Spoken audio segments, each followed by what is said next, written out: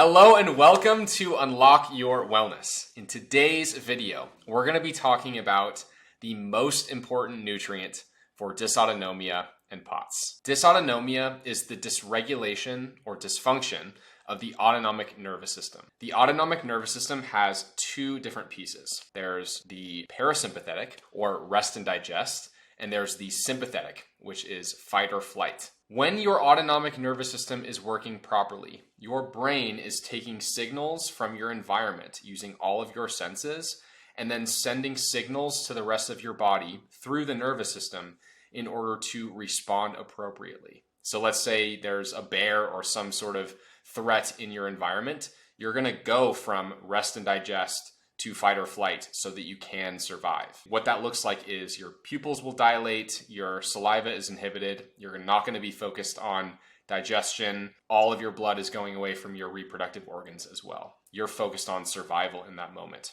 Your cortisol goes up, your blood glucose goes up. But when your autonomic nervous system is totally dysregulated, there's no rhyme or reason to whether you're in parasympathetic or sympathetic. The messaging between your brain and nervous system are completely dysregulated, and therefore your body is completely dysregulated. So let's go a bit further back in the history of these nervous system conditions to a condition called beriberi, which is also known as the great imitator. And beriberi literally translates to I can't in Sinhalese.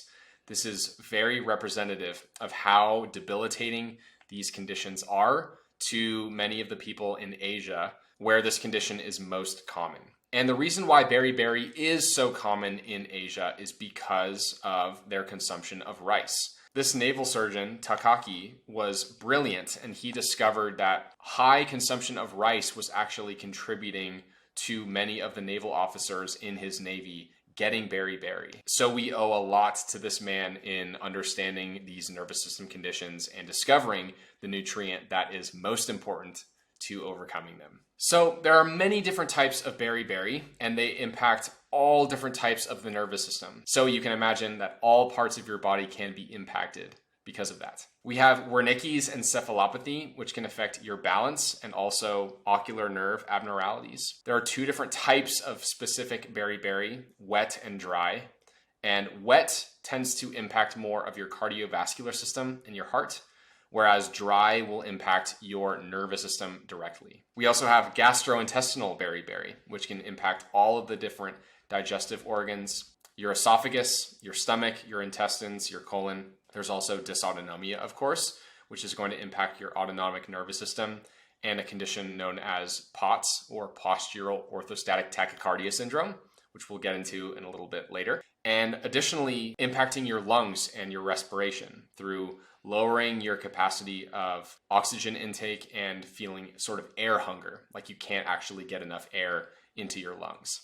So let's get a bit deeper into dysautonomia and what that looks like. Now, it can look like many different things because, as I mentioned before, your autonomic nervous system impacts everything in your body, especially things that you don't even really think about, like your heartbeat or whether you're releasing the right digestive fluids or juices, your enzymes. All of these important things that you don't even think about on a regular basis are dramatically impacted, like your production of tears, how you regulate your temperature, how hard or often your heart is beating. You can lose balance and motor control and have weakness in your muscles.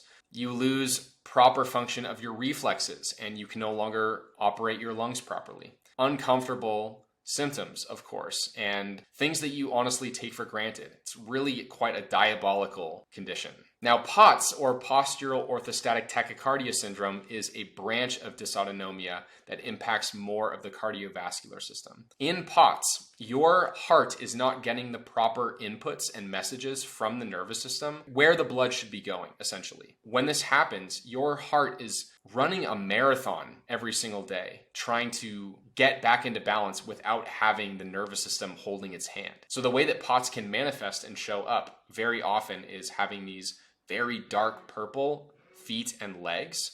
And that's because all of the blood is pooling in the lower body because your heart isn't able to pump the blood up to your upper body in your head. This can cause lightheadedness, fainting, weakness. Your heart can be pumping through your chest, having shortness of breath. In the meantime, for someone who has this condition, it's very helpful to be laying horizontal so that your heart has an easier time in pumping the blood.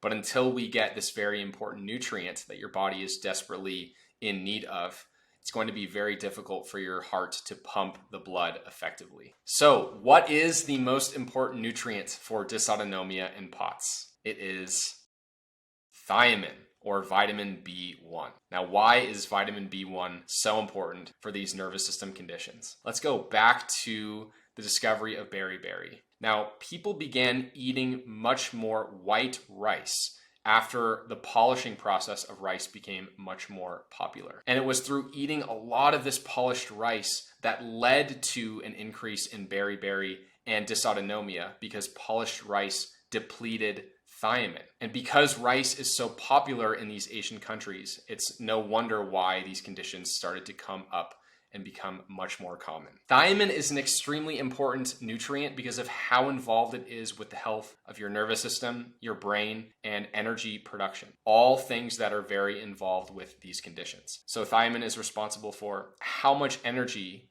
you can make in the form of ATP, your metabolism around oxygen in the mitochondria. Thiamin is essential in the myelination, or making the myelin sheaths around all of your different nervous system cells, as well as the transmission of different neurochemicals from your brain to your nervous system. It's imperative at helping to balance your electrolytes so that your heart can beat properly and all of your different cells are getting the proper hydration that they need. And it's also necessary in the function of your immune system. This is a lot of important stuff, right? If you don't have enough thiamin, your body is not going to be working properly. So as you now see, if you don't have thiamin, your autonomic nervous system cannot function. You can't make energy, you can't get the messages across from your nervous system to the other organs.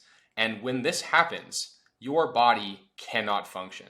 So if you have a deficiency in thiamin, it's very likely that your body is dysregulated, and that's because your nervous system is dysregulated. Luckily, there are some very high quality supplements that you can use to get at thiamin deficiency, and they are benfotiamine and TTFD. The reason why these supplements are so special is because they are fat soluble forms of thiamin. This means that they are much more bioavailable, they're much more likely to be absorbed in higher amounts, and the thiamin in these supplements is going to be going directly to the parts of your body that need them most, your nervous system and your brain, because they are fatty tissues. So if you have dysautonomia and POTS, you absolutely must be taking one of these two supplements.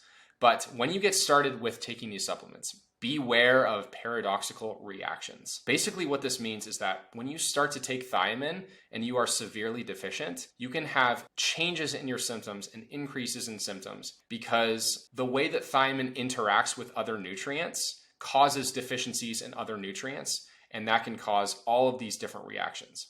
I can create an entire other video on this, and I plan on doing so, so keep an eye out for that. When starting supplementing of thiamin, you want to make sure that you're starting slow and you can maintain the same dose for an entire week before you consider increasing the dosage. This is very important in order to prevent these paradoxical reactions. Another thing to note is that if you are not taking a magnesium supplement, you should definitely consider doing that while you are taking thiamin, because thiamin needs magnesium in order to be processed properly. If you are looking to learn more about thiamin deficiency and dysautonomia, this is an essential book for you to look into. Dr. Derek Lonsdale is one of the most important figures in research in dysautonomia and thiamin deficiency. I highly, highly recommend this book. I hope you enjoyed this video. Please let me know if you have any questions about anything I discussed, or if you have any recommendations or requests on content moving forward, and I'll see you in the next one. Take care.